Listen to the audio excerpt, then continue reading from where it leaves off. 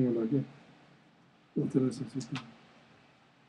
Ahí está. ¿Está bien? Sí, queda bien.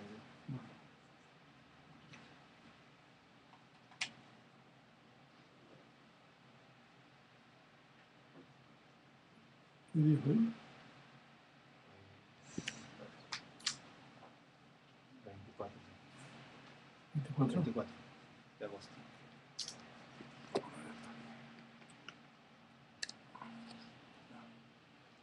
Pues, buenas noches a todos. Hoy es día 24 de agosto. Estamos aquí en Monterrey.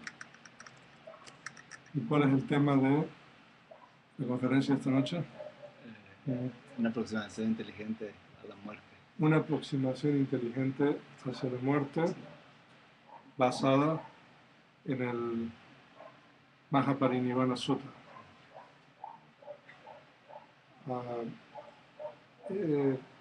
El Mahaparinibbana Sutta es un discurso que relata los últimos días de la vida del Buda. Ese es un discurso que pertenece a la colección de discursos largos del Digha Nikaya. Y cuando digo los últimos días del Buda, en realidad este discurso empieza más de un año antes de que el Buda muera y sigue la vida del Buda, hay un poco de eco, ¿no? Sigue la vida del Buda a través de los distintos lugares donde el Buda está yendo y también las enseñanzas y las cosas de que el Buda hace. En realidad este es un discurso muy interesante, fascinante en realidad, porque nosotros podemos, como quien dice, caminar con el Buda y recorrer los lugares. Incluso muchos de estos lugares todavía existen en la India. Ustedes pueden ir y visitar estos lugares y también conocer, o sea, la gente que encontraba el Buda y las enseñanzas que el Buda impartía.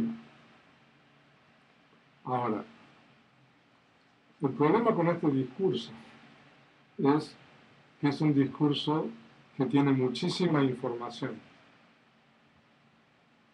¿no? Y estaba hablando con Fonden antes de venir aquí, de que para poder enseñar este discurso se requieren por lo menos 6 clases. Entonces yo tengo solamente 1 hora y media. ¿Qué puedo hacer? Ahora, pero en un futuro voy a hacer eso, de dedicarle por lo menos 6 clases a enseñar este discurso. Pero mientras tanto, yo tengo una sinopsis aquí del discurso. Entonces, lo que vamos a hacer es, voy a ser selectivo y les voy a relatar algunos eventos de este discurso y los vamos a ir moviendo en el tiempo hasta el momento en que el Buda muere. Y vamos a enfocarnos qué pasó prácticamente antes de que el Buda muriera y después de que el Buda muriera, qué pasó. Entonces, vamos a dedicar la mayor parte del tiempo a eso. ¿Está bien? Ok. Ahora, yo no sé si ustedes conocen sobre el budismo. El Buda enseñó oralmente. El Buda vivió hace más de 2500 años en la India. Y en esa época la tradición era de enseñar y aprender a través del método oral. O sea, de que No es como ahora de que yo, por ejemplo, yo preparo esto y puedo leer y todo eso. En esa época el Buda hablaba y los monjes recordaban. Y después de que el Buda muere, los monjes, los discípulos inmediatos del Buda, tienen que registrar todo lo que el Buda enseñó. Pero, entonces la forma de registrar en esa época, como era la tradición oral, entonces se registra recitando las enseñanzas. Entonces, este discurso, como todas las enseñanzas del Buda, se registraron de manera oral. Y después se fueron conservando de generación en generación, de la misma manera, es decir, de maestro a discípulo. Entonces el maestro le enseñaba al discípulo, y el discípulo memorizaba, y después, cuando ese discípulo se hacía grande, tenía discípulos, y así sucesivamente. Entonces, de esa manera, por 5 siglos, la comunidad monástica conservó las enseñanzas del Buda de esa manera. En el siglo I, antes de la era común, las enseñanzas se escribieron por primera vez, y a partir de ese entonces que nosotros tenemos las escrituras de manera escrita, pero originalmente esto era tradición oral. Entonces este discurso, o sea, no puedo entrar más en la historia del budismo, este discurso consiste en 6 partes, y podríamos decir 6 secciones. Y cada sección corresponde a un periodo de recitación. Entonces, un periodo de recitación en Pali Vanavara consiste en 8.000 sílabas. O sea, de que el discurso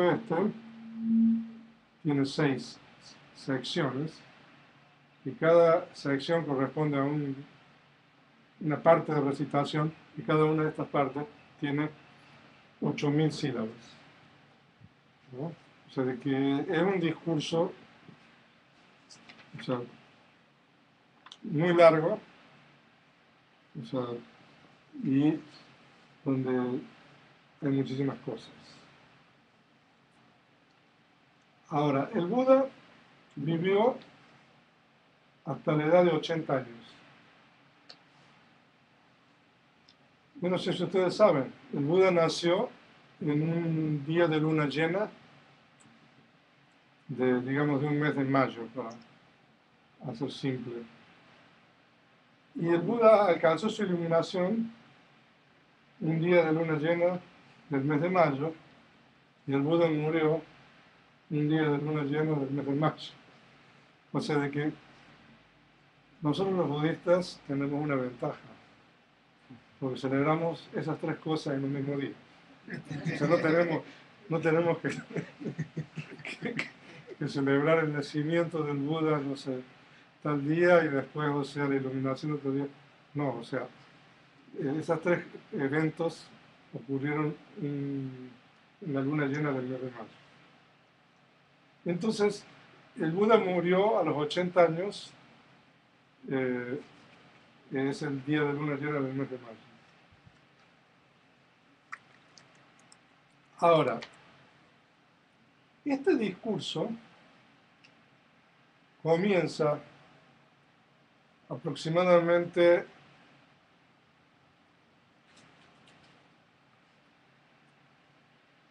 ahora, para poderles explicar mejor esto. Los monjes budistas todos los años pasan un periodo de lluvias de 3 meses, que es de acuerdo a el periodo de lluvia en la India. Entonces el periodo de lluvia empieza en la luna llena de julio, y termina en la luna llena de octubre. Y cada año, cada periodo de lluvias que un monje pasa, agrega un año a su vida de monasto. De hecho, nosotros ahora estamos en un periodo de lluvia, aunque estemos aquí en México. Entonces yo, por ejemplo, estoy en ese periodo de lluvia, pero yo puedo venir aquí por 4 o 5 días sin ningún problema, pero yo tengo que regresar al monasterio eh, después de un periodo de una semana. Entonces el Buda pasó su penúltimo periodo de lluvia en la ciudad de Savatthi, en el norte de la India. Y el Buda iba a vivir un periodo de lluvia más, el periodo de lluvia también en octubre, y el Buda iba a morir en el mes de mayo siguiente. Entonces este discurso termina después, este discurso comienza después del penúltimo periodo de lluvia que el Buda pasó. Y es muy interesante el comienzo de este discurso, porque el discurso comienza en la ciudad de Rajagaha, la capital del reino de Magadha. Actualmente eso es la ciudad de Rajgir, en el estado de Bihar, en India. Ahora la ciudad de Rajgir es una ciudad, no sé, no tendrá mucha gente, pero en la época del Buda, esta ciudad era la capital del reino de Magadha, que era un reino muy importante. Y el Buda estaba en un lugar predilecto de él para meditar, que se llama el Pico del Buitre. Entonces es una montaña que todavía se puede visitar también, que está en las afueras de la ciudad, y es un lugar muy remoto, y que el Buda meditaba normalmente en ese lugar. Entonces se dice de que el Buda estaba, el discurso comienza un poco, se abre el telón. Entonces el discurso comienza que el Buda está ahí con los monjes en ese lugar, en el Pico del Buitre, y el rey de Magadha tiene en mente atacar a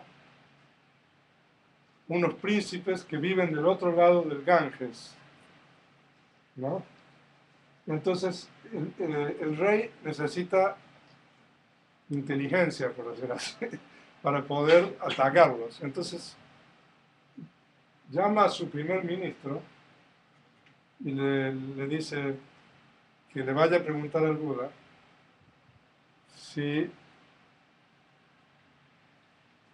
era una buena idea atacarlos a estos príncipes. O sea, es una pregunta que, o sea, si ustedes saben un poco de budismo ya saben la respuesta del Buda. Pero de cualquier manera. Entonces el rey manda al primer ministro y el primer ministro lo va a ver al Buda y entonces le hace la pregunta que el rey, ¿no? Si es posible derrotarlos a estos príncipes Wajis, que se llaman, los príncipes Wajis. Entonces el Buda, por supuesto, de que le responde al primer ministro haciéndole preguntas a su asistente principal, el venerable Ananda. Entonces, el Buda le pregunta, por ejemplo, ¿estos príncipes tienen la costumbre de celebrar asambleas regularmente? Entonces el monje venerable Ananda le contesta, sí, venerable.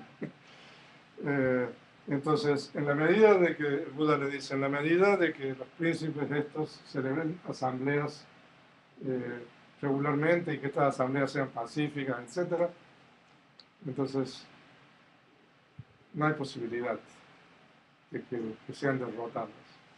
Entonces, bueno, el Buda le responde haciéndole preguntas al venerable Ananda y le hace ver de que es imposible, ¿no?, de que el rey militarmente pueda derrotar a estos príncipes. Entonces,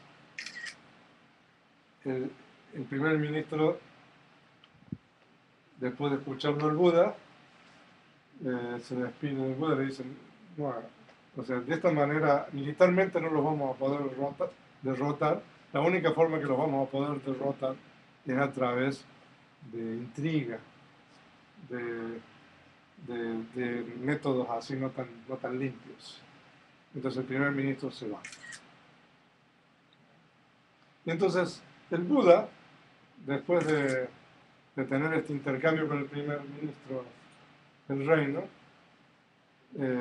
emprende su despedida digamos, de este lugar y se va con toda la comunidad monástica, ¿no?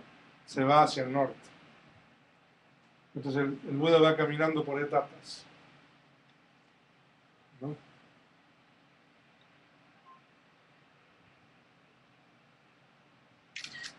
Ahora,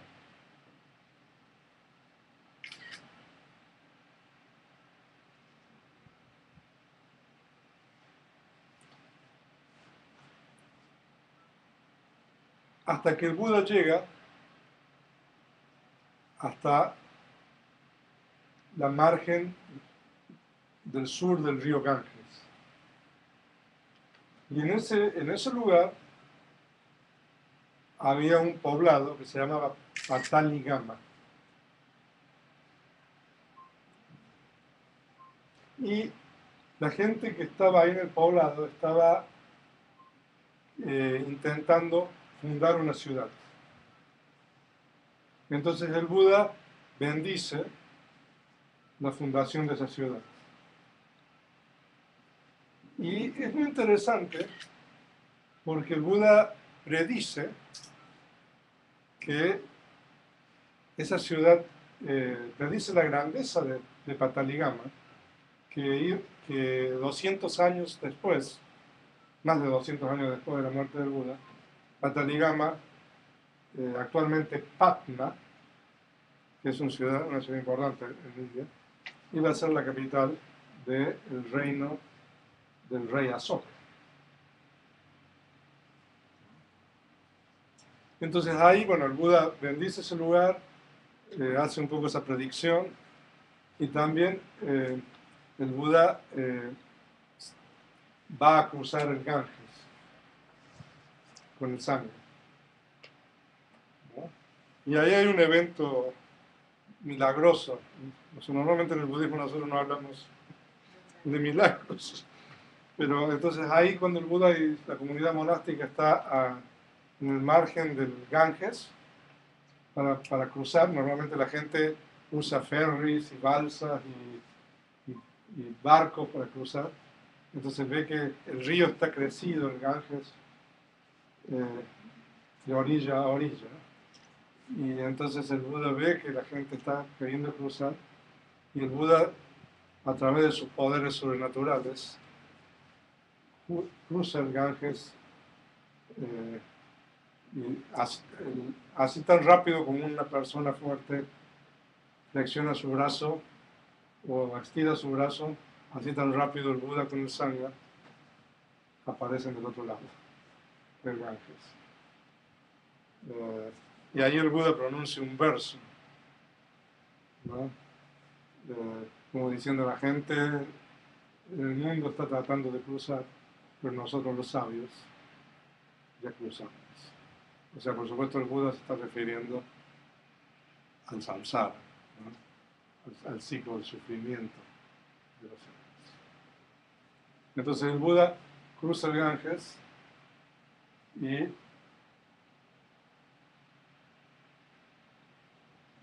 emprende su camino hacia el norte con la comunidad monástica. Y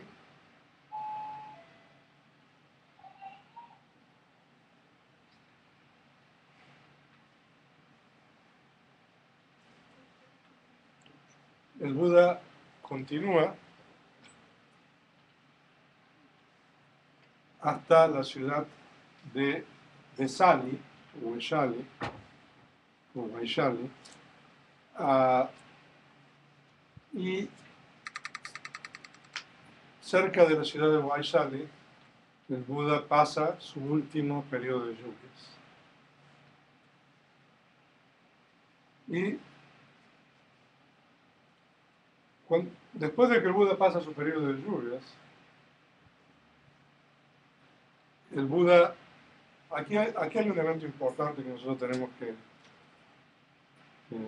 remarcar, hacer hincapié. El Buda renuncia a su principio vital. O sea, esto es un tema un poco complicado de explicar. Ahora, el Buda tenía aproximadamente 80 años. Y, o sea, el Buda había envejecido. Y se dice de que antes de entrar en el último periodo de lluvias, el Buda se enferma. Y se dice de que el Buda se cura de su enfermedad por medio de lo que nosotros llamamos el logro del estado de fricción. O sea, ahora, ¿cómo vamos a explicar esto? El logro del estado de fricción es un estado meditativo que no solamente es exclusivo del Buda, sino exclusivo también aquellos que han alcanzado la purificación de la mente, los arahants. Entonces, a través de este estado meditativo, uno puede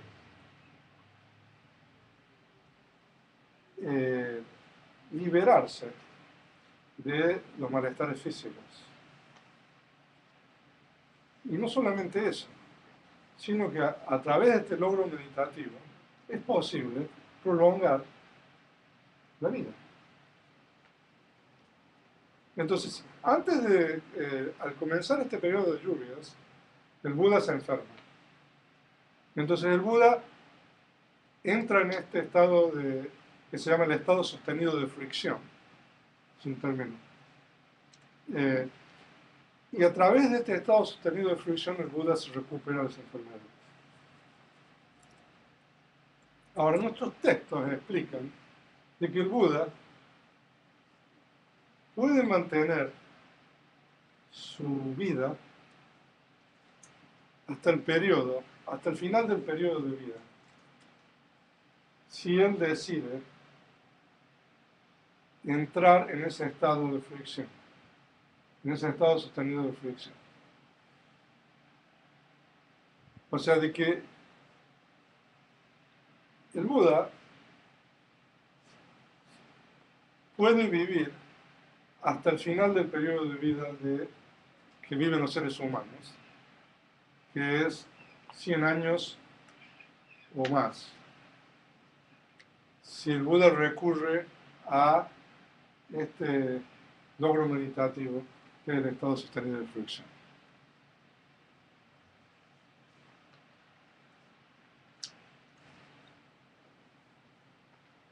Al final del periodo de lluvias,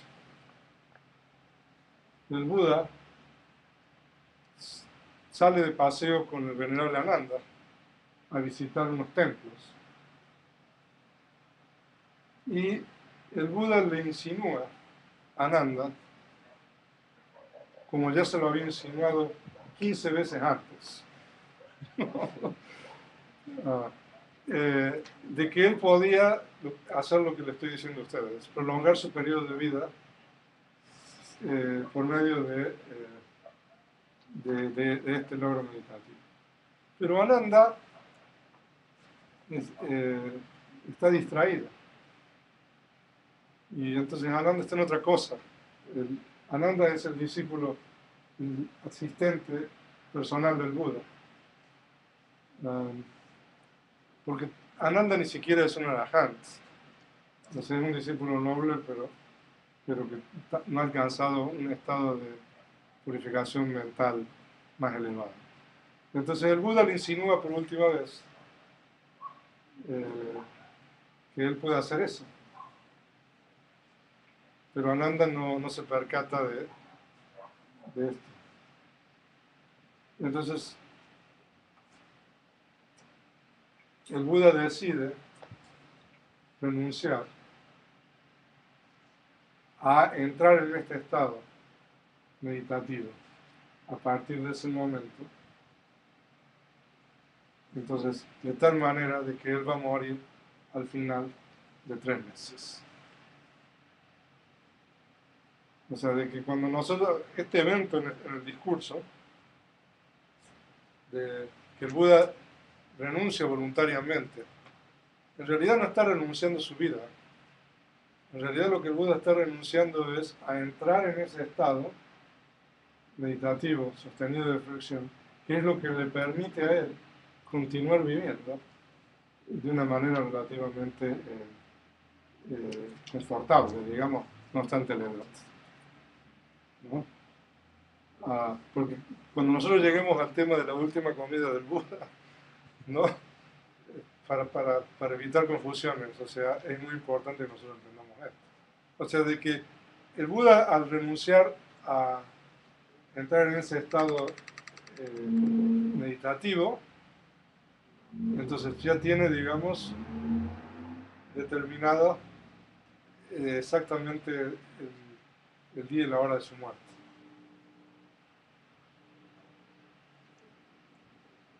Entonces,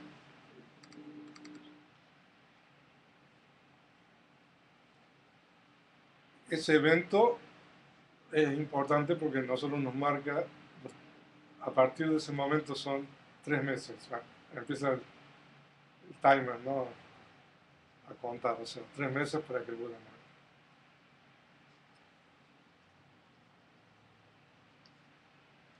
Ahora,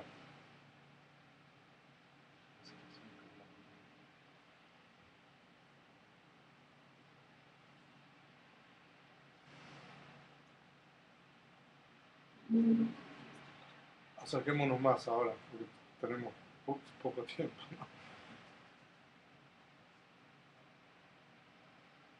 Pasaron 3 meses. O sea, en esos 3 meses, bueno, el Buda imparte enseñanzas importantes, pero básicamente el Buda repite una y otra vez. O sea, en este discurso ustedes van a encontrar que se repite una y otra vez, porque el Buda un poco lo que hace, a donde va, y repite la enseñanza de él, acerca de las 4 nobles verdades, acerca de los 37 factores de la iluminación. Mañana vamos a hablar un poco acerca de eso. El Buda habla acerca de los beneficios de la moralidad, de la ética, los peligros de no seguir una vida ética. O sea, de que, o sea, si ustedes leen el discurso van a ver de que estos temas se repiten, o sea, el Buda llega a un lugar, entonces imparten las enseñanzas, ¿no? Entonces se repite.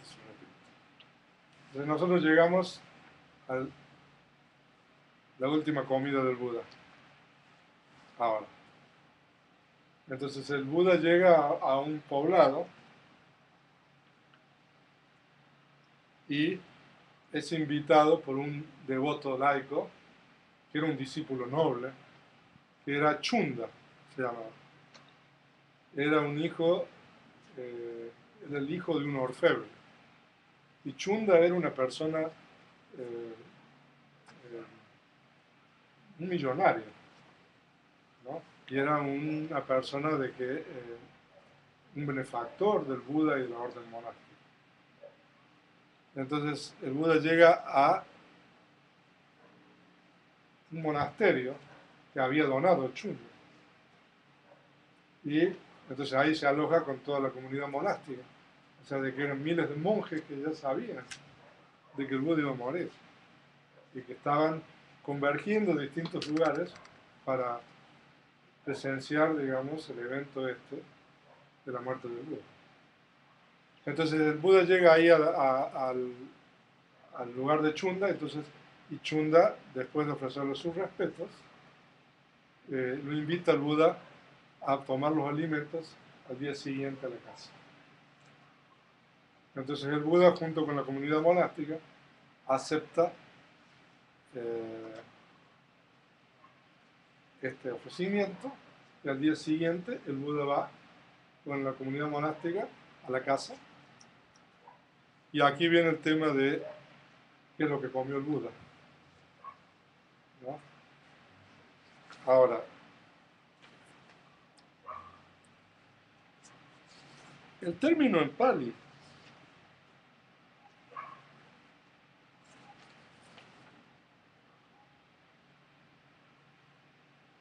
aparentemente no deja lugares a duda. O sea, porque Chunda preparó en Pali Sukara Madawa, que es, Sukara es puerco, y Madawa normalmente, el término ese significa soft, ¿cómo se dice? Tender. Blando, una cosa, no sé, o sea, fácil de comer, masticar y todo lo demás. Pero no obstante eso, o sea, hay después los comentarios interpretan, o sea, lo que le dio de comer a esta persona. Pero aparentemente es el puerco tierno, ¿no? Como un plato. O sea, el Buda no era vegetariano. O sea, de que no es una sorpresa que le ofrezcan esto al Buda. O sea, si nosotros supiéramos que el Buda era vegetariano y que le están ofreciendo esto, bueno, entonces, o sea, de que, pero bueno, de acuerdo con los comentarios, hay distintas interpretaciones de lo que el Buda comió lo que fue su última comida. ¿No? Desde arroz cocinado con distintos tipos de leche, de distintos tipos de vaca, ¿no? Hasta brotes de bambú, ¿no? Pero bueno, yo no sé si es realmente importante especular sobre eso. Pero el término pálido, o sea, aparentemente no deja dudas, y el comentario explica, la primera explicación de lo que el Buda come es que comió puerco tierno. Y el Buda, cuando recibe eso, le dice a Chunda de que por favor no le ofreciera eso a nadie más. Que al resto de la comunidad monástica le ofreciera otro tipo de comida. Y el Buda dice que él no veía a nadie que pudiera digerir esa comida aparte de él. Entonces le dice que bueno, el Buda come eso y después de que él come eso, el Buda tiene un ataque de disentería o de diarrea. Entonces el Buda va a caminar aproximadamente 3 kilómetros de ese lugar hasta el lugar donde él va a morir, en el lugar de Kusinara, en Pali, que es uno de los lugares sagrados del budismo. El Buda, por supuesto, que estaba muy débil y necesitaba beber agua y detenerse muchas veces, pero gradualmente, bueno, con la ayuda de Sangha, el Buda fue caminando, ¿no? Hasta llegar a un bosquecillo de árboles sala, no sé cuál es en español ese tipo de árboles. ¿Alguien sabe cuál es el nombre en español? Son unos árboles muy hermosos, que tienen unas flores muy bonitas. Entonces ahí el Buda llega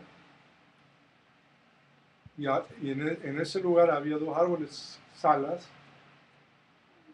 gemelos que estaban, digamos, separados por una distancia de unos metros, y se dice de que habían nacido el mismo día esos árboles porque las raíces de los árboles estaban, o sea, como unidas, conectadas. Entonces ahí, en ese lugar, entre esos árboles sala, al Buda le colocan un lecho. ¿Tiene alguna estatua usted del Buda en la posición de Nirvana? Hay una chiquitita ahí frente al relicario. ¿En dónde está?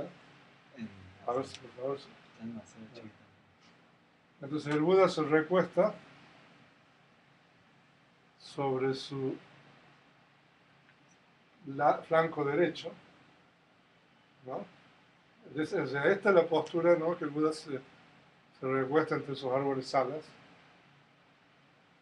cuando llega ahí, y es la postura con la que el Buda va a morir.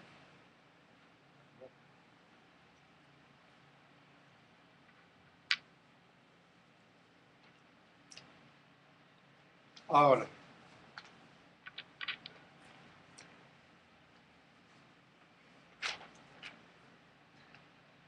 se dice, bueno, si ustedes leen el discurso, si quieren pásenlo para que lo vean. Si ustedes leen el discurso, o sea, es una cosa grandiosa este evento, porque dice de que esos árboles, esos árboles dan flores, pero no en esa época. Pero dice de que esos árboles empezaron a dar flores, y empezaron a caer flores de los árboles, y que también empezó una lluvia de flores celestiales, de distintos tipos de flores celestiales, y se empezaba a escuchar música celestial, la gente que estaba ahí. Si ustedes leen el discurso, bueno, hay toda una serie de eventos así milagrosos que empiezan a ocurrir ahí, cuando el Buda está recostado de esa manera entre estos árboles.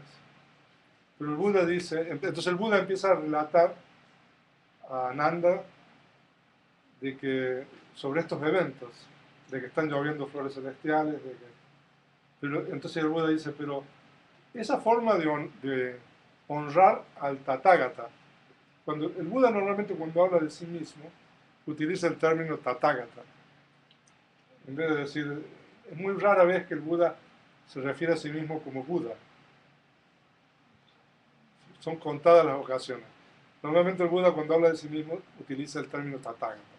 Entonces el Buda le dice a Ananda de que esa forma de honrar al Tathagata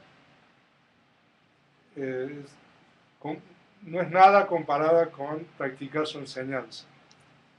Dice. O sea, de que está bien honrarlo de esa manera, pero la mejor forma de honrarlo a él es realmente practicar lo que era enseñado. Y entonces ahora voy a tratar de seguir el orden cronológico. O sea, el Buda está recostado allí, a lo mejor al comienzo de la tarde, en esos árboles, y entonces empieza esta lluvia de flores y música celestial. Se dice de que llovieron tantas flores de que le llegaban a la rodilla de la gente que iba caminando, o sea, en ese lugar. Y se dice de que había un monje que se llamaba el venerable Upalawana que estaba enfrente del Buda abanicándolo. ¿No? O sea, en mayo es la época más caliente de este estado, en la India. No recomiendo a nadie que vaya. Entonces se dice de que el venerable Upalawana era un monje que era muy cercano también al Buda, que lo abanicaba. Entonces en un momento el Buda le dice que a Upalawana que salga de ahí, como diciendo que se retire de ahí. Entonces Ananda le dice al Buda, pero venerable, O sea, Upalawana está haciendo un servicio. ¿Por qué el venerable, o sea, le está pidiendo de que se salga de ahí? Entonces el Buda le dice, no, lo que ocurre es de que han venido devas y seres de otros planos a verme. Y Upalawana está tapándole la vista a todos estos seres que han venido de otros planos a verme morir a mí. ¿No? Entonces eso es la historia de Upalawana. Y después el Buda le relata a Ananda cuáles son los 4 lugares que generan un sentido de urgencia a aquellos que son budistas. Entonces el Buda relata de que el lugar donde nació es un lugar donde genera sentido de urgencia, el lugar donde se iluminó es otro lugar, el lugar donde enseñó el primer discurso es otro lugar, y el lugar donde va a morir es el 4º lugar. Entonces el Buda le dice de que aquellos que mueren con un corazón con devoción al Buda, cuando visitan esos lugares, por el poder de esas acciones meritorias, van a reconectar en un destino celestial, el Buda dice. Entonces, el Buda habla de esos 4 lugares que hacen surgir sentido de urgencia.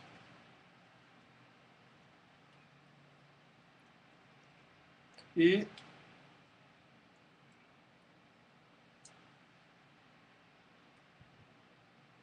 el Buda también le menciona a Nanda quiénes son aquellos seres merecedores de una estupa. Ustedes saben lo que es una estupa. La estupa es una especie de cúmulo, normalmente que se construye sobre las reliquias de santos en el budismo. Entonces el Buda dice de que un Buda es un merecedor de estupa, un discípulo noble del Buda es un merecedor de estupa, un Buda individual es un merecedor de estupa y también un rey universal, un rey que gobierna de acuerdo con los principios del Dharma. Entonces ahí el Buda lo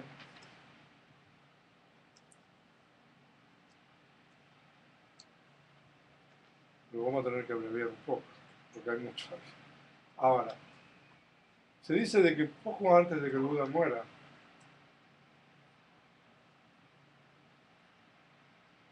hay una secta que pertenece a otro sistema religioso, que se llama Subhada. Y que esa secta se aproxima a Ananda y le dice a Ananda de que tiene dudas con relación a la enseñanza de sus maestros y que quiere hacerle una pregunta al Buda para que le evacúe esas dudas, para poder resolver las dudas. Y Ananda le dice, no, Subhada, o sea, es imposible, el Buda está por morir ahora. O sea, y se dice que Subhada le vuelve a insistir y Ananda le vuelve a decir que no, y Subhada le vuelve a insistir y Ananda le vuelve a decir que no, pero se dice de que el Buda escucha ese diálogo. Entonces el Buda le dice de que deje que Subhada venga a hacerle las preguntas. Entonces Subhada se acerca al Buda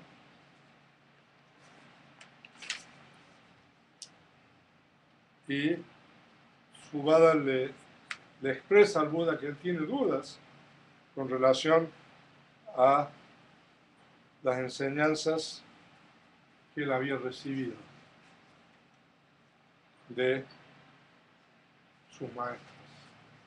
Y el Buda, Subhada le pregunta al Buda, es una pregunta muy puntual. Subhada le pregunta al Buda si existen santos en otros sistemas religiosos aparte del budismo? Esa es la pregunta que Subhadra le hace. Y el Buda le dice que por favor ponga su pregunta a un lado, que él le va a enseñar, le va a transmitir la enseñanza. Entonces el Buda, o sea, es muy interesante lo que el Buda le dice. En cualquier sistema religioso en que exista el noble óctuple sendero, existen santos del primero, del segundo, del tercero y del cuarto grado. Y en mi sistema religioso existe el óctuple sendero, el noble óctuple sendero, por lo tanto existen santos del primero, del segundo, tercero y cuarto grado. Entonces esa es la respuesta que el Buda le da. Y entonces Subhadra, cuando escucha esta respuesta del Buda, entonces decide ir por refugio. Le pide al Buda de que lo admita como discípulo y que lo ordene. Ahora, el Buda decide ordenarlo a Subhadra. Y se dice de que Subhadra, ahí mismo lo ordenaron, en la presencia del Buda, Subhadra practica y se convierte en un santo, un arahant, poco antes de la muerte del Buda. O sea, que Subhadra fue el último discípulo del Buda que recibió instrucciones directas. O sea, ustedes pueden, o sea, la historia de Subhadra, o sea, aparte de las palabras del Buda con relación al óctuple sendero y la existencia de santos y todo eso, o sea, es un ejemplo de la compasión, o sea, del Buda, o sea, de que está por morir y de que el Buda, o sea, transmite esa enseñanza y Subhadra alcanza iluminación. Y después, entonces, con Subhadra termina la quinta sección del discurso. ¿Se recuerda cuántas secciones eran? 6. Entonces, la historia de Subhadra, con la historia de Subhadra finaliza la quinta sección de este discurso. Entonces ahora viene la última parte. Y las últimas palabras del Buda. Ahora,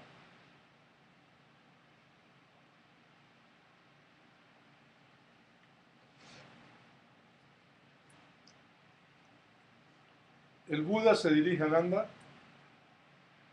y le dice: es posible de que después de mi muerte algunos piensen de que la enseñanza esta es la enseñanza de alguien que ya ha muerto, una enseñanza que es irrelevante. El Buda le dice: no piensen de esa manera. La disciplina y el Dhamma que yo os he impartido vosotros, ese será vuestro maestro después de mi muerte. Entonces lo que el Buda le está diciendo a Nanda es de que no está designando a una persona que lo suceda. O sea, el Buda no está nombrando un sucesor, un monje ahí. Y el Buda está diciendo de que su enseñanza va a ser el maestro después de la muerte. Entonces esas son palabras que el Buda pronuncia poco antes de morir. Entonces por esa razón después de que el Buda muere, se realiza lo que se llama el primer concilio budista para registrar la palabra del Buda. Porque el Buda dijo de que su enseñanza iba a ser el maestro. Entonces, para que la enseñanza sea el maestro, tenemos que preservar la enseñanza de generación en generación. Y después, el Buda dice otras cosas que, bueno, a lo mejor no son muy relevantes, porque hay algunas cuestiones técnicas en relación a las reglas de disciplina de los monjes. Y ¿cuáles son las últimas palabras del Buda? Yo se las voy a decir en Pali y después se las voy a traducir al español. Handa Dani Bikawe Wo Amanta Yami Vajada Ma Sankara Apamadena Sampadeta. Entonces, esas son las últimas palabras del Buda. ¿Qué significa? Handa significa, es una voz, una interjección. Podemos decir realmente. Handa Dani. Dani significa ahora. Bikawe, monjes, bhikkhus. Amanta Yami Wo. Me dirijo a vosotros. O sea, de que esa primera oración significa realmente ahora, bhikkhus, me dirijo a vosotros. Vajada Ma Sankara. Sankara significa todos los fenómenos condicionados. Sankara significa todo lo que nosotros somos, ¿no? Tanto la mente como la materia. Eso significa Sankara. Los Sankaras, las formaciones, los fenómenos condicionados, se puede traducir. Tienen la naturaleza del cesar. Están sujetos a un cesar. Vajadama Sankara. Eso significa que los fenómenos condicionados están sujetos a un cesar. La naturaleza de los fenómenos condicionados es el cesar. Todo aquello que surge, cesa. Apamadena Sampadeta. Esas son las últimas palabras del Buda. Sampadeta. Segunda persona plural. Vosotros. En Pali no se utiliza el pronombre. Sampadeta significa algo así como esforzaos. Apamadena, con diligencia. O sea, esas son las últimas palabras del Buda. ¿Qué quiere decir? Esforzaos con diligencia. Practicar el cultivo de la atención, practicar las enseñanzas para liberarse del sufrimiento. O sea, eso es lo que el Buda le está diciendo. Eso dice. Handa Dani Bikawe Amantayami Wo Vajada Ma Sankara Apamadena Sampadeta. Realmente ahora, bhikkhus, me dirijo a vosotros. Todos los fenómenos condicionados están sujetos al cesar, forzados en diligencia. Y se dice de que después el Buda entra en los estados meditativos de las absorciones, de las llanas. ¿No? Entonces él pasa por todas las llanas de la esfera de la materia sutil, pasa por todas las llanas de la esfera inmaterial, entra en el estado de cesación, sale del estado de cesación, desciende de las llanas inmateriales, entra en las llanas de la materia sutil, desciende hasta la primera llana de la materia sutil y después sube hasta las 4 o 5 llanas de la materia sutil y después el Buda muere. sea, entonces, eso es la última conciencia del Buda. Entonces se dice de que eso es lo que se denomina el parinirvana del Buda.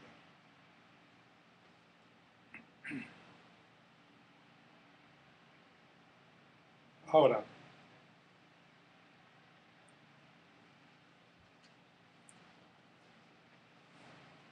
el Buda había dejado instrucciones qué hacer con su cuerpo antes de morir. Por supuesto que eso no se los podía contar por el tiempo. Entonces, se dice de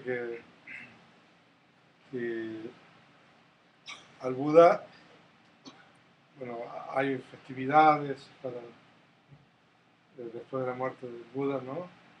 Funerarias, y después al Buda van a cremar su cuerpo. Entonces se dice de que el cuerpo del Buda lo ponen en un, ¿cómo se dice? En la camilla, ¿no más? Sí, camino. Sí, y lo llevan, digamos, al lugar de la cremación, que es aproximadamente 2 kilómetros del lugar donde murió. Y preparan la pira funeraria para quemar el cuerpo del Buda. Pero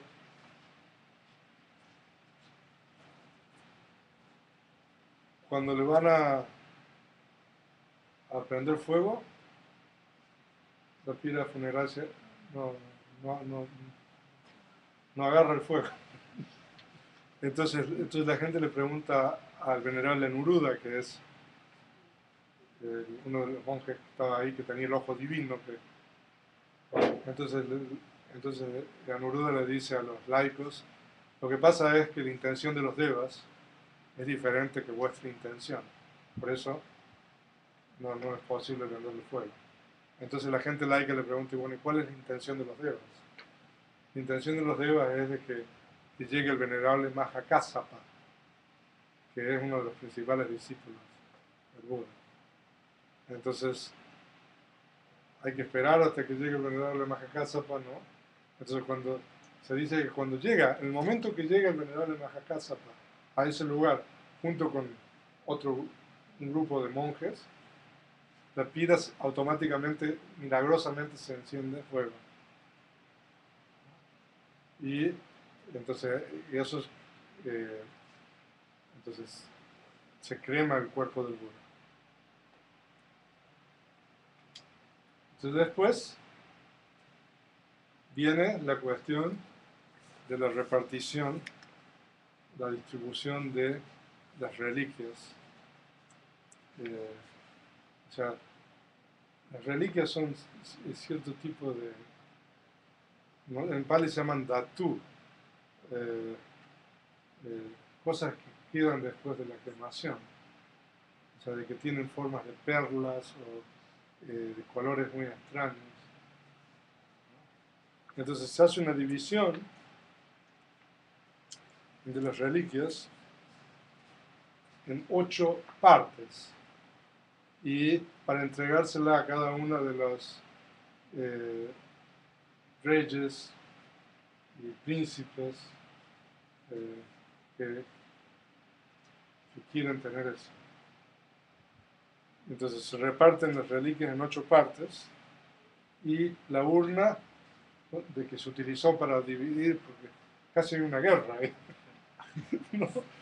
Que un brahman que era discípulo del Buda evitó, porque como el Buda murió en ese lugar de los malas en Kusinara, los malas decían no, o sea, murió aquí todo nuestro, ¿no? Entonces tuvo que intervenir este brahman, se llamaba Dona. Entonces él fue el que creó armonía y dividió en partes iguales las reliquias en 8 partes.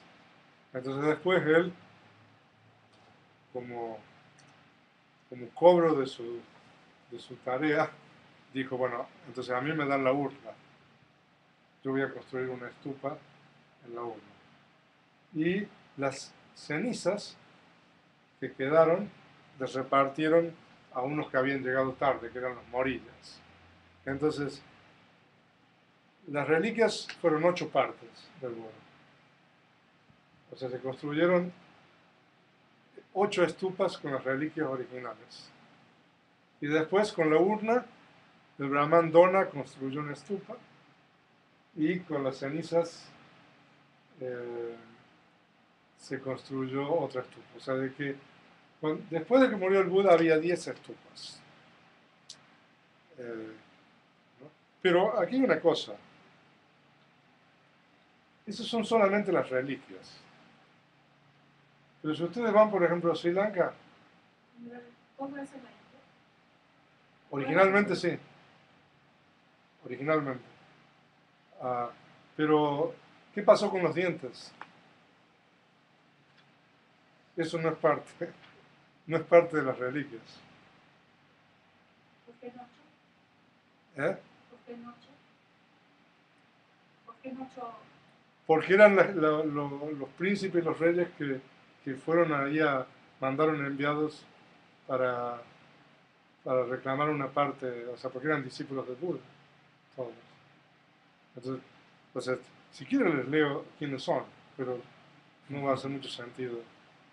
O sea, los reyes que recibieron una parte, ¿no? Pero con esa información. Pero, por ejemplo, los dientes, eso se repartió también, pero eso no es parte de, ¿no? ¿Cómo se llama? De collarbone. Las clavículas, ¿no? También eso se repartió después, o sea, de que hubo más partes que habían quedado que fueron, digamos, a distintos lugares, ¿no? Entonces, pero la historia no se termina ahí. Entonces se construyeron esas estupas, ¿no? Pero después, 230 o más, un poco más de 230 años después de la muerte del Buda, hubo un rey, el emperador Asoka. No sé si algunos de ustedes han sentido hablar de Asoka. Un rey muy famoso, que hizo mucho para que el budismo se propagara fuera de la India. De hecho, es a partir de Asoka que el budismo se empieza a ir hacia el norte, hacia el sur, de todas partes. Y Asoka hizo abrir esas 8 estupas que tenían las reliquias originales y dividió esas reliquias en 84.000 partes y hizo construir 84.000 estupas para guardar esas reliquias. Ahora, ¿por qué 84.000? Porque se dice de que la enseñanza del Buda se puede clasificar de diferentes maneras. O sea, normalmente la clasificación que todos conocen es las 3 canastas, ¿no? La canasta de disciplina, los discursos y la vida. Pero en realidad, cuando se celebra el primer concilio budista, los monjes que celebran el primer concilio budista clasifican la enseñanza del Buda en 84.000 unidades. Ahora, si ustedes quieren poner a algún monje en aprieto, pregúntenle cuáles son esas 84.000 unidades. Por supuesto que a mí no me las pregunten. Entonces Asoka hizo dividir eso, abrir esas estupas, dividió esas reliquias que eran en 8 partes, en 84.000, y se construyeron, de las cuales, o sea, prácticamente quedan muy pocas esas estupas. Entonces, ahora las reliquias, o sea, andan, eh, hay reliquias itinerantes, reliquias, no sé, en otros países. Entonces, es posible incluso ver las reliquias. Por ejemplo, estaba contando en Sarnath, cerca de Varanasi, hay reliquias que se pueden ver también. Y normalmente en esos lugares, una vez al año se abren esas reliquias para que la gente las vea. No, por ejemplo, la luna llena del mes de mayo, entonces es una ocasión a lo mejor que uno puede ver alguna de esas reliquias. Así que bueno. Pero bueno, el tema de hoy era la aproximación inteligente a la muerte. Yo no he hablado de la muerte. Tengo un papelito. No sé si me había caído o no. Tengo dos notitas. Ahora, en realidad, no importa. Contar la historia de los últimos días del Buda y de la muerte del Buda, o sea, nosotros podemos aprender muchas cosas, como hemos relatado. Pero también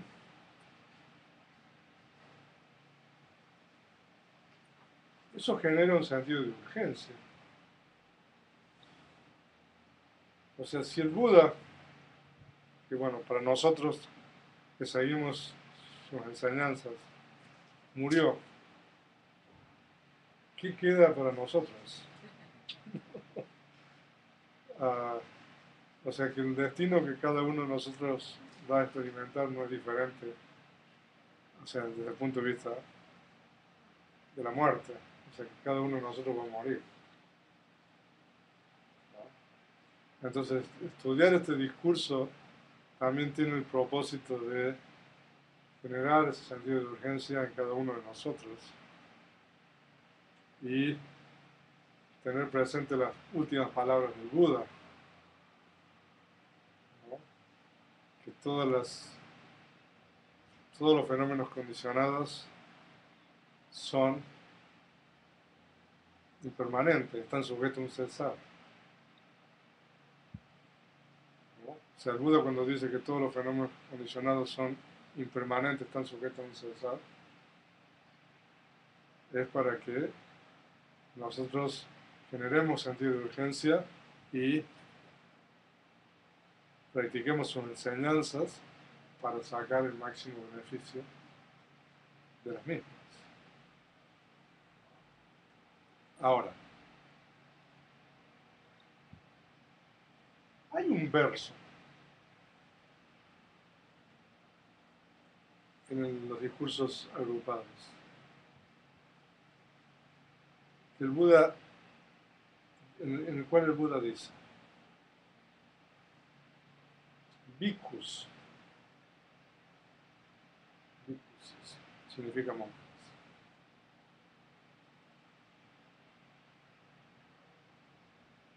El periodo de vida de los humanos es corto.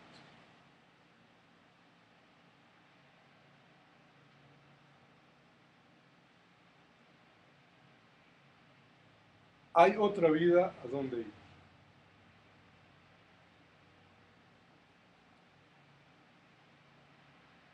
Acciones meritorias deberían realizarse. La vida de la pureza debería seguirse. Bhikkhus, no hay no muerte para lo nacido.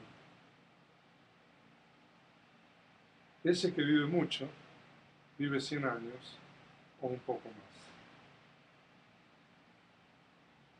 O sea, de que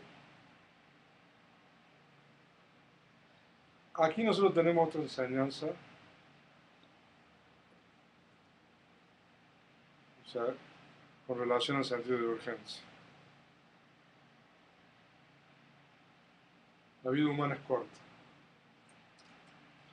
Levante la mano quien está en contra de eso. Bueno, hay otra vida a dónde ir.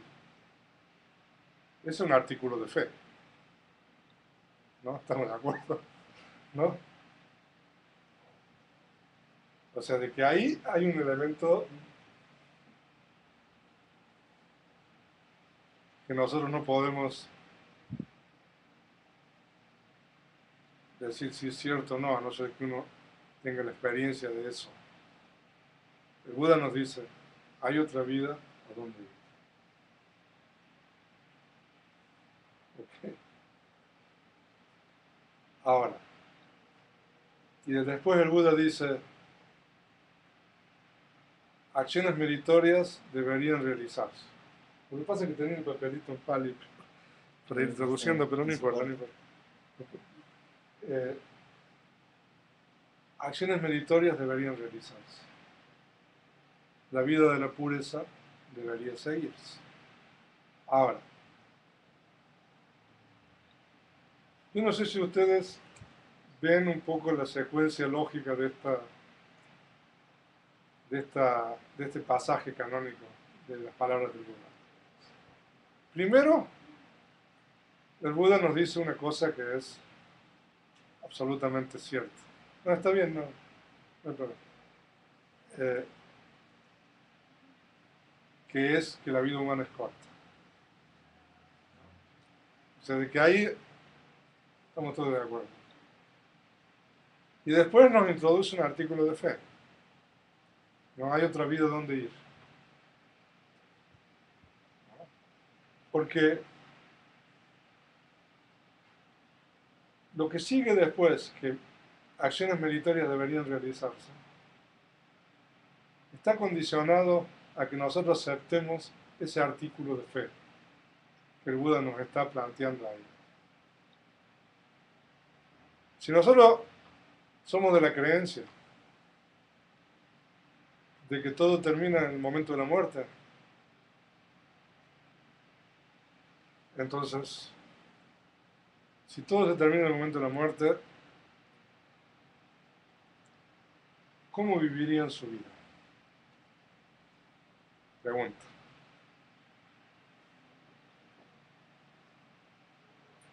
A ver. ¿Qué harían? Si ustedes tuvieran, no sé, la certeza, bueno, digamos, es una creencia también, ¿no? Pero bueno, pero suponiendo de que, por un momento supongamos de que eso sea cierto, ¿cómo vivirían el resto de su vida? Pues divertirse lo más que se puede. Ya, en realidad el hecho de que si no existe vida después de la muerte, ¿qué sentido tiene la ética? ¿Qué sentido tiene hacer el bien? ¿No? O sea, en el sentido, o sea, no digo que uno no lo haga, pero en el sentido de que no hay, las acciones no hay una causalidad con relación a las acciones, ¿no? Entonces, por supuesto de que, de acuerdo con el Buda, eso es una creencia incorrecta. De acuerdo con el budismo hay creencias correctas y creencias incorrectas. ¿Quién es la autoridad para decirnos si una creencia es correcta o incorrecta? Por supuesto, el Buda. Pero sigue siendo una creencia. O sea, nosotros tomamos esto en la autoridad del Buda de que hay otra vida donde ir. ¿No? Porque el Buda experimentó y vio eso. ¿No? Entonces nosotros aceptamos. Entonces el Buda nos está planteando este artículo de fe de que hay otra vida a donde ir. La vida es corta, entonces si hay otra vida a donde ir, y nosotros estamos de acuerdo con todos que la vida es corta, entonces no queda otra. No queda otra. Que nosotros tenemos que realizar acciones meritorias. La vida de la pureza hay que seguir. La vida de la pureza, el Buda está hablando con los monjes, pero la vida de la pureza para una persona laica significa vivir éticamente, no causar sufrimiento a otros. ¿No? Y entonces el Buda después continúa diciendo de que no hay una muerte para lo nacido. O sea, todo aquello que nace debe morir.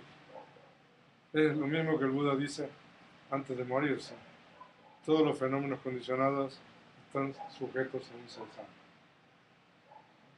Aquel que vive mucho, vive 100 años o un poco más. Entonces, el camino es claro para cada uno de nosotros. Nosotros tenemos que ser diligentes en la práctica de las acciones meritorias. Entonces,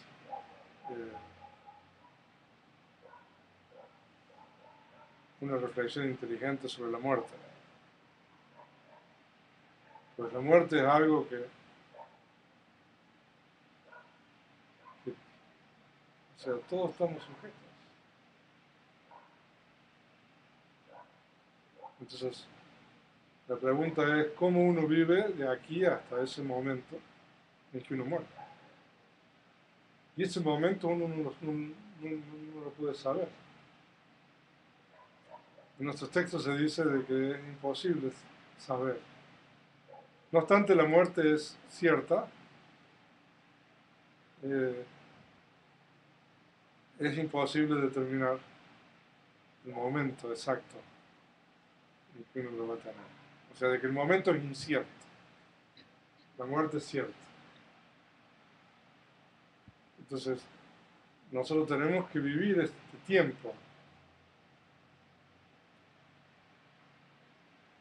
que queda, a partir de ahora hasta ese momento de la muerte que es incierto, realizando, cultivando acciones meritorias. ¿Cómo toma el El suicidio es una acción insana. O sea, no es algo que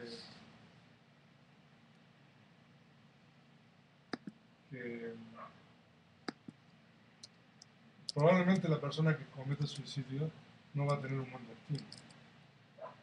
Digo probablemente porque puede ser no, pero probabilísticamente hablando, esa persona no va a tener un buen destino, por el estado mental que la persona tiene en el momento en que comete suicidio.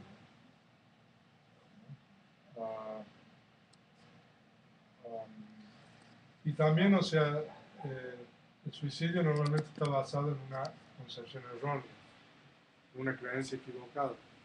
O sea, la persona que comete suicidio cree, o sea, de que eso va a aliviar el sufrimiento, por ejemplo, que está experimentando. O sea, uno experimenta intenso sufrimiento. Entonces, uno tiene la creencia, quizá, de que el suicidio va a aliviar el sufrimiento. Si uno estuviera seguro de que eso no fuera así, difícilmente uno lo haría.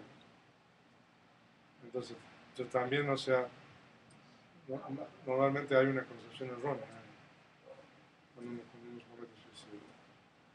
O sea, que por supuesto que en el budismo, o sea, no es una opción. Bueno, es una opción, pero no es una opción sana. Sí. Lo mismo ocurre, por ejemplo, con la eutanasia, ya sea hacia animales. Sí. La eutanasia a veces está, o sea, cuando se trata de justificar la eutanasia no se dice de que es por compasión, ¿no? Para no hacer, para que no se sufra tanto, ¿no? Pero Yo me pregunto si eso es realmente cierto o no. A, quizás como motivo intelectual es así, pero en la realidad, yo por ejemplo he visto gente, o sea, de que quiere hacer eutanasia con animales, ¿no? Y, por ejemplo, eh, he observado, ¿no?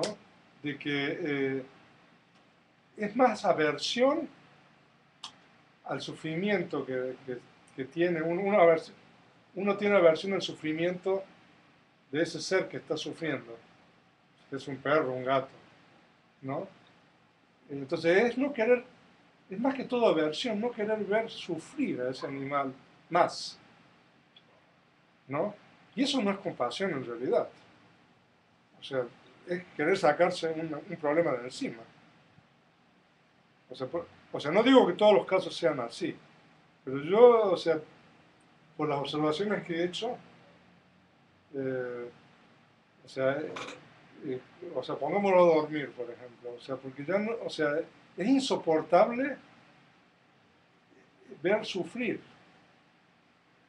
a este otro ser. Pero eso de que es insoportable, eso no es compasión en realidad. Eso es aversión al sufrimiento. O sea, de que la eutanasia no es tampoco es una opción eh, buena, o sea, sana. No obstante, incluso en algunos lugares, o sea, hay seres humanos, ¿no? Ah, porque lo que pasa es de que para la eutanasia es matar, en realidad. Y independientemente del motivo que, que exista detrás de eso, es una acción de matar. Y en el momento que uno realiza esa acción, la persona que la realiza o las personas que la realizan tienen una mente insana. Entonces, de acuerdo con el budismo, o sea, claro, o sea, la realidad y el mundo que vivimos es muy complejo, ¿no? Y se presentan situaciones de mucha complejidad, ¿no?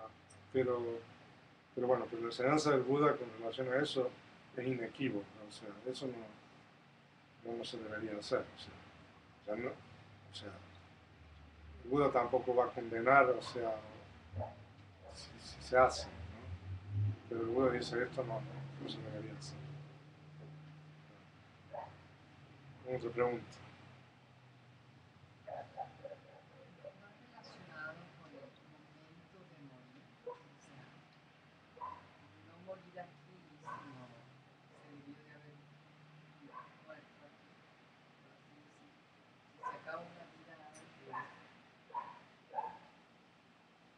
Si se corta,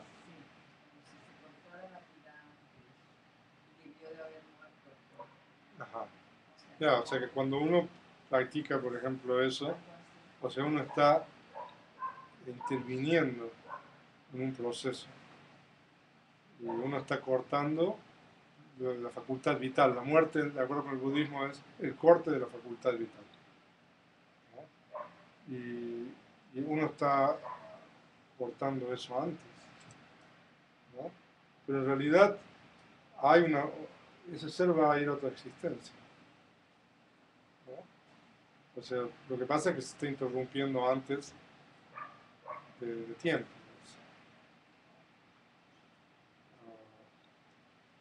Entonces, por ejemplo, hay gente, por ejemplo, que tiene muerte cerebral, ¿no? Y legalmente ahora es posible, ¿no? O sea, si esa persona dejó ¿cómo se llama? Antes de morir, un testamento, ¿cómo?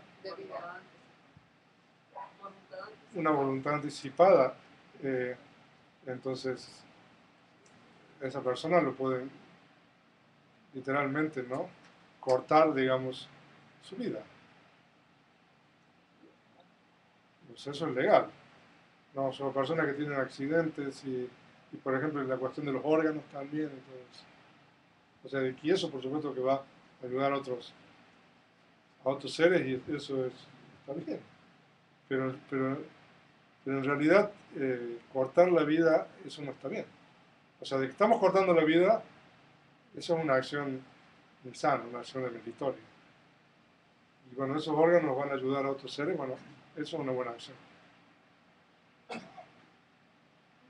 si se sigue continuando la vida por medio de aparatos, por ejemplo, si ya hubo muerte cerebral, ya la única está latiendo el corazón y esto, o te mantiene con vida por aparatos, realmente ya no es una vida que sea sustentable por sí misma y dejas una voluntad anticipada de que no quiero que me pongan aparatos. Eso no es problema. En ese caso No, hay problema. no. El problema es si a uno le ponen aparatos y después se los cortan. Pero si uno decide que no le pongan aparatos, pues eso no hay problema. No, porque pues uno está rehusando, por ejemplo, tomar una medicina o algo. Pero eso no es cortar la vida. Pero si a uno le ponen aparato y después lo desconectan, eso ya es diferente.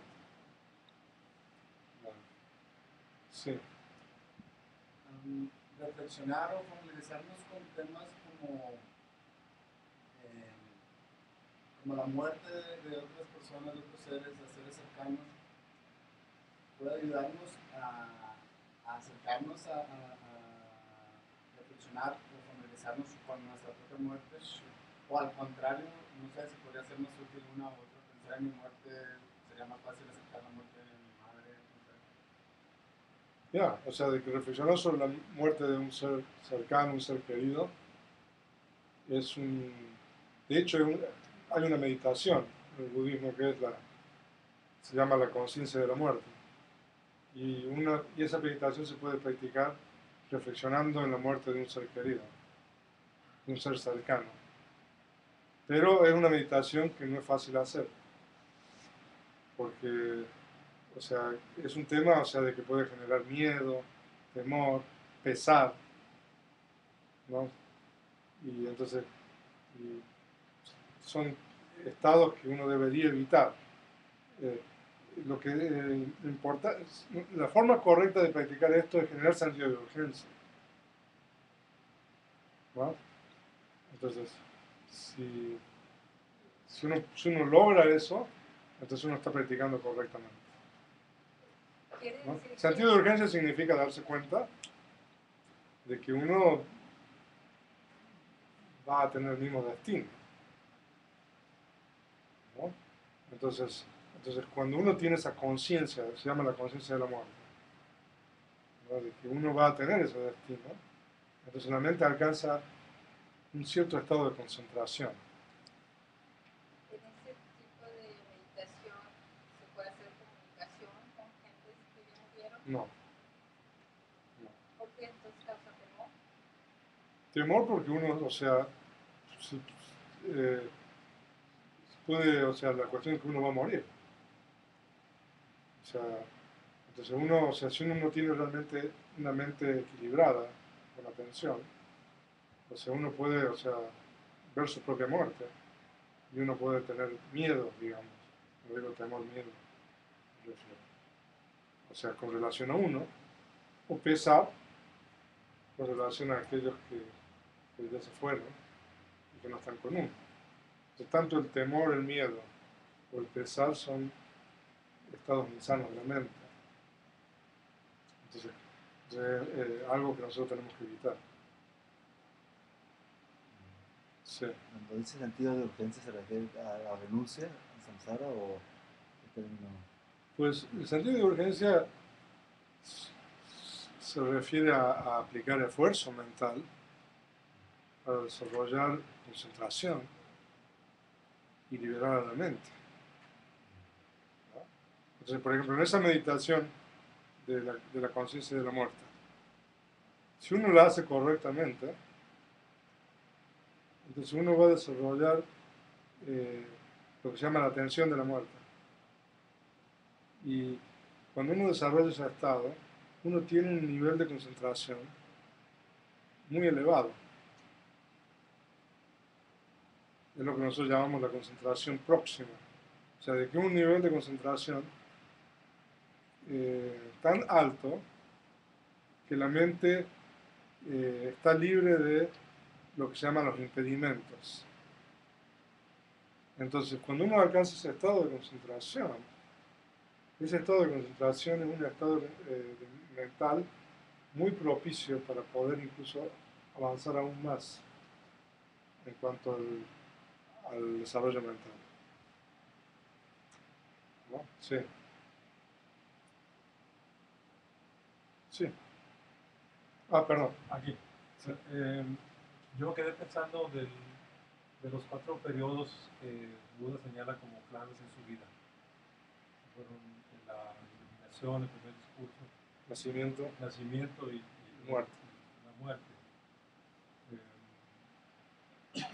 Quizás el periodo más excelso de su vida haya sido el de la iluminación. Sí, correcto. Porque de la muerte no es, sobre todo si se compara con la muerte de Cristo. De la muerte de Cristo, como alguien dijo por ahí, fue una puesta en escena, fue impresionante. Toda la muerte traía un mensaje así. Sí. Y la muerte de Buda es algo muy ordinario. Sí. Muere viejo a los 80 años, intoxicado en una comida. Sí, sí. Y el mensaje, pues no cambia mucho el mensaje que nos dio con la. Ya, el evento más importante es la iluminación. Porque si no hubiera existido la iluminación, sí, o sea, nosotros no estaríamos aquí, por decirlo así. ¿No? Pero el Buda no murió intoxicado. O sea, ahora, ¿se recuerdan lo que les dije antes? Qué bueno porque me olvidé de eso.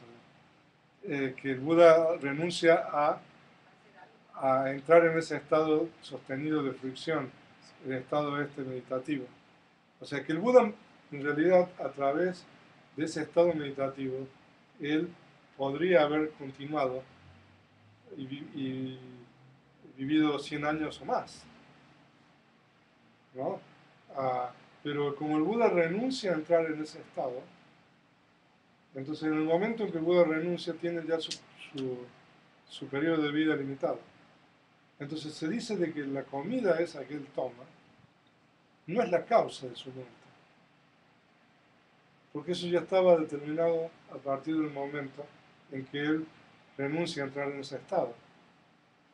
Y de hecho, esto puede parecer paradójico, los comentarios dicen de que la comida que él comió,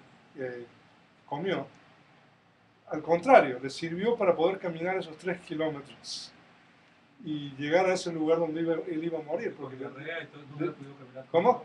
Con Sí. diarrea no hubiera podido caminar.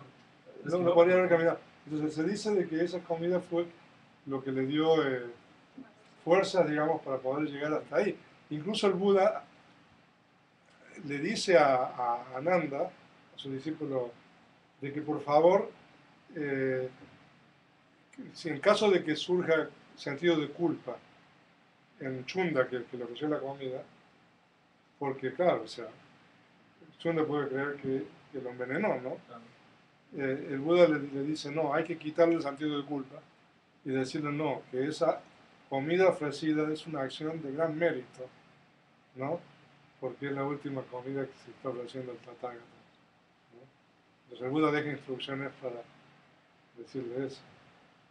O sea, de que sí, la muerte del Buda en realidad no es algo dramático en el sentido así como el cristianismo, ¿no? Simplemente es 80 años y, o sea, una muerte pacífica, ¿no?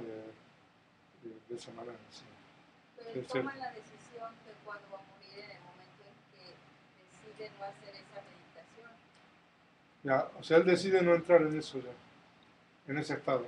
Y sabe que eso lo va a llevar a la muerte. Ya, él sabe de que si él no entra en ese estado, entonces él solamente puede vivir 3 meses.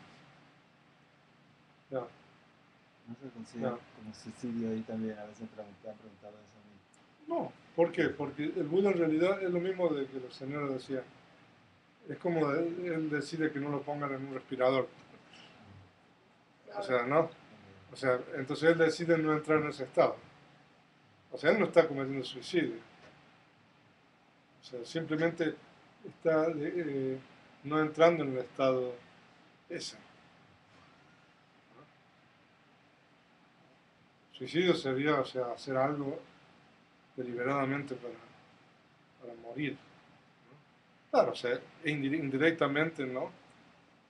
El hecho de que él no entre en eso determina de que él va a morir. ¿No? Sí, ¿Y hay etapas de duelo o el duelo es un estado insano de la mente? es un estado insano de la mente. Claro. Porque estados, por ejemplo, como el pesar, o sea, son estados insanos. Sí. Mira, ahorita pensando en esto, lo que puede pasar aquí es que no tenemos sentido de cuánto puede ser el periodo de vida de un Buda. Tal vez 80 años, dice uno, ¿por qué hasta ahí siendo un Buda? Hasta los 80 años. Ah, que. Lo que pasa es que yo no les conté todo, pero ahora, resulta ser que esto tiene que ver con Mara. O sea, quiere que hable mañana de eso. Ahora, Mara es, puede ser varias cosas, pero Mara es una especie, una divinidad en el budismo, que no es tan buena, por decir así. O sea, y se dice de que Mara es un personaje que se le parece al Buda en distintas ocasiones de su vida, incluso famosa antes de la iluminación del Buda, Mara trata de evitar de que el Buda se ilumine. Entonces, cuando el Buda le está diciendo a Ananda, se recuerdan de que si él quisiera pudiera vivir 100 años o más, y Ananda está, ¿cómo se dice ahí? En otra cosa. Coloquialmente, ¿cómo dicen aquí? En la luna. Entonces se dice que después que Ananda se va, y que no entendió lo que el Buda le quería decir, se le aparece Mara al Buda. Y Mara le dice de que se muera, literalmente, ¿no? Entonces Mara le repite una cosa de que el Buda le había dicho antes, mucho antes. Entonces Mara se le había aparecido mucho antes y al Buda le había dicho de que pidió que se muera. Entonces el Buda le dice, no, yo no me voy a morir hasta que no logre mi objetivo, para decir así, en breve. El Buda le dice, hasta que yo no logre el objetivo de establecer una orden monástica y que la gente entienda mi enseñanza y todo, yo no lo voy a hacer. Entonces Mara toma ese discurso y le dice al Buda, bueno, pero tú ya lo lograste. Entonces el Buda tiene que aceptar que es así. Entonces se dice de que el Buda acepta que él ha logrado su objetivo. Y que en realidad vivir más no va a cambiar nada, porque él ya lo logró. Entonces el Buda le dice a Mara, no te preocupes, en 3 meses yo voy a morir. ¿No? Entonces, por un lado está, o sea, es muy interesante esto, la secuencia. Por un lado está que el Buda le está diciendo a Ananda de que si él, o sea, entrar en ese estado y todo lo demás, si él quisiera, pudiera vivir 100 años o más. El Buda le está diciendo eso a Ananda. Por la vez número 16. Porque esa es la última vez que el Buda se lo dice. ¿No? Y Ananda está en la luna. Entonces Ananda se ve que, no sé, que está pensando, entonces después Ananda se va. Entonces cuando Ananda se va, viene Mara. Y entonces es cuando existe este intercambio. Y entonces es cuando Mara le recuerda, pero una vez tú me dijiste esto, y bueno, y ahora, entonces el Buda acepta el relato. Entonces yo ya he logrado mi objetivo. Entonces el Buda le dice, yo voy a morir, entonces no te preocupes, yo voy a morir en 3 meses. Entonces después de eso es cuando el Buda renuncia a este estado, de entrar en este estado. Y se dice de que, ¿cómo es que funciona este estado para prolongar la vida? Se dice de que el Buda practica meditación vipassana y antes de entrar en ese estado sostenido de fruición, hace una resolución, una determinación, ¿no? De que él pueda vivir, no sé, 3 meses, 1 año, 10 años o más. Entonces, y después entra en ese estado, por el poder de ese estado de meditación, o sea, él vive 3 meses, 6 meses, o lo que sea, más o menos así. Ya. Sí, sí. Y Mara, ¿se puede decir que a qué reino pertenece? ¿A qué reino? Mara es un deva que pertenece al 6º plano de los devas.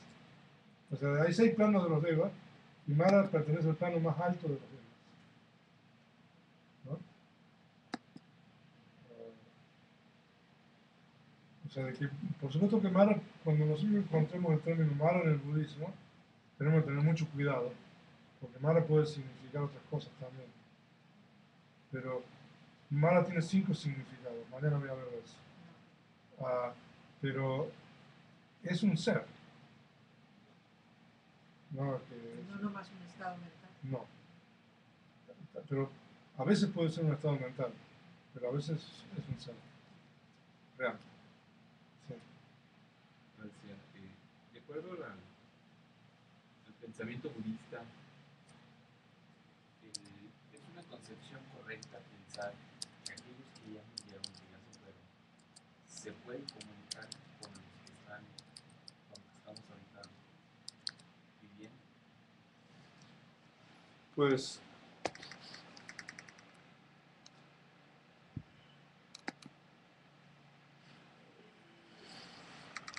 es difícil responder sí o no, pero generalmente es una concepción incorrecta, porque depende del plano en donde ese ser haya reconectado. Entonces, por ejemplo, es posible. Ese ser que muere ya no es el mismo. Eso es importante entender. O sea, de que es una concepción incorrecta creer de que ese ser, como el que nosotros conocimos, está en otro lugar. Eso es una concepción incorrecta, ¿no? Pero, por ejemplo, es posible de que si esos seres han reconectado en ciertos planos de existencia, a veces es posible, ¿no? Tener algún tipo de conexión o algo así. ¿Y cuáles son esos planos? Esos son los planos de los, en Pali, en petas, o sea, que son una especie así de seres carenciados. De los pretas, Sí. Sí. Pero a veces sí hay como cierta conexión con la persona que ya murió a través de algún sueño. Ah, sí. Eso es posible. Sí. Puede ser agradable. Sí, sí, eso es posible. Ya, pero lo que dice Sergio es diferente, ¿no? Sí, sí. Por eso, sí, sí. Y a través de los sueños es posible, pero también es difícil saber si realmente esos sueños son correctos o no. Porque los sueños pueden tener diferentes causas en el budismo. Entonces, siempre uno, con relación a los sueños, salvo ciertos tipos de sueños, uno siempre va a tener la duda, ¿no? Pero es posible. Sí. ¿Te querías decir? Sí. Cuando recibimos enseñanzas sobre la impermanencia, por ejemplo, sobre la impermanencia burda del cuerpo como la muerte. Creo que muchas veces están enfocadas a despertar en nosotros este sentido de urgencia, ¿no? Sí. Y entonces cuando se despierta en nosotros este sentido de urgencia de realizar acciones meritorias, sobre todo cuando comenzamos a familiarizarnos con las enseñanzas del Buda, no sabemos muy bien cómo comenzar a realizar estas acciones meritorias.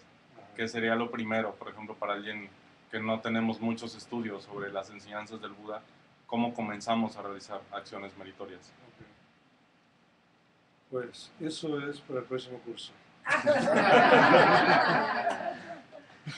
Ahora, hay 10 tipos de acciones meritorias, ¿no? Se llaman las bases de las acciones meritorias. Se las enumero solamente, ¿no? Generosidad. Acciones de generosidad. Eso es una acción meritoria. Ahora, cuando ustedes estudian el budismo, siempre tienen que preguntar, bueno, ¿por qué es meritoria? Bueno, ahora no se lo voy a contestar, pero cada una de esas tiene una razón de ser, ¿no? Entonces la generosidad es una acción meritoria. La ética son acciones meritorias, es decir, no causar daño a través del lenguaje o el cuerpo. Eso es la ética en el budismo. Sila, moralidad, ¿no? La meditación son acciones meritorias. Hay muchos tipos de meditación, ¿no? El respeto o la reverencia, eso también es una acción meritoria. Servicio es acción meritoria. Ahora, hasta aquí no hay que ser budista. Pero de ahora vienen algunas cosas budistas. Bueno, ahora no, todavía hay otra más. Regocijarse de las buenas acciones de los demás. Eso es una acción meritoria. O sea, cuando ustedes ven a alguien que hace algo bueno, si ustedes se regocijan, es una acción meritoria. Simplemente regocijarse. Compartir mérito, eso es budista. ¿Se comparten méritos aquí? La dedicatoria. Dedicatorias de mérito. O sea, eso, bueno, merece una explicación aparte. Enseñar el Dhamma, para mí es una acción meritoria. Escuchar el Dhamma, para ustedes es una acción meritoria. Y lo que se llama rectificar las concepciones. ¿Qué significa eso? Si uno no tiene la creencia de que uno es propietario de sus propias acciones, debería corregirla y tener esa creencia, porque es una creencia. O sea, eso en el budismo es algo que no se lo podemos demostrar a la gente. Entonces, pero bueno, eso significa que uno adopta esa creencia para actuar consecuentemente. Entonces son las 10 acciones meritorias. Gracias. Está bien. Ya. ¿Está bien? Entonces vamos a dar por finalizado esto. O sea, ya, ¿no? ¿Quiere hacer alguna oración de dedicatoria? Ahora, nosotros normalmente, en tradición Theravada, hay una acción meritoria que es compartir méritos. Entonces nosotros normalmente compartimos méritos. Entonces, compartir méritos significa darle la oportunidad a otros seres que hagan acciones buenas como nosotros hemos hecho. En realidad, entonces, compartir méritos significa anunciar que nosotros hemos hecho algo bueno y otros que quizás no hicieron lo que nosotros hicimos se regocijan de las cosas buenas que nosotros hicimos. Entonces, de acuerdo con el budismo, existen seres invisibles que normalmente uno no los ve con el ojo que uno tiene, pero esos seres existen por todas partes. Entonces nosotros normalmente compartimos los seres también, los méritos con esos seres. Ahora, yo voy a hacer unas oraciones que normalmente nosotros están en español, pero en esas oraciones nosotros compartimos los méritos con devas, que son seres superiores, y nagas, que también son seres superiores. Los nagas en realidad son cierto tipo de devas.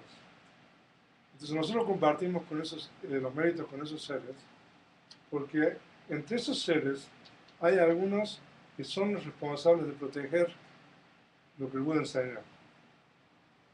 ¿No? Entonces,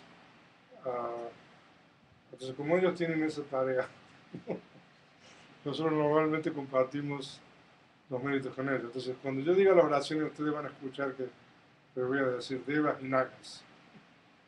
Entonces, eso no es nada esotérico. Ya les expliqué lo que es. Entonces, por favor, junten sus manos y repitan después de mí. Que todos los seres compartan estos méritos que nosotros hemos obtenido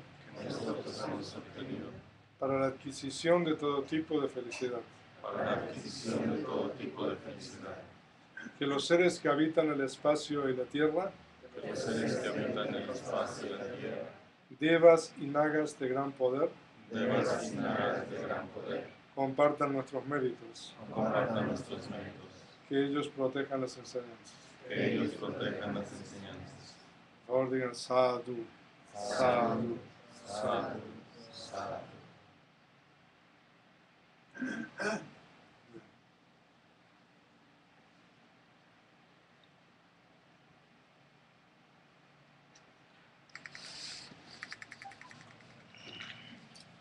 Y las personas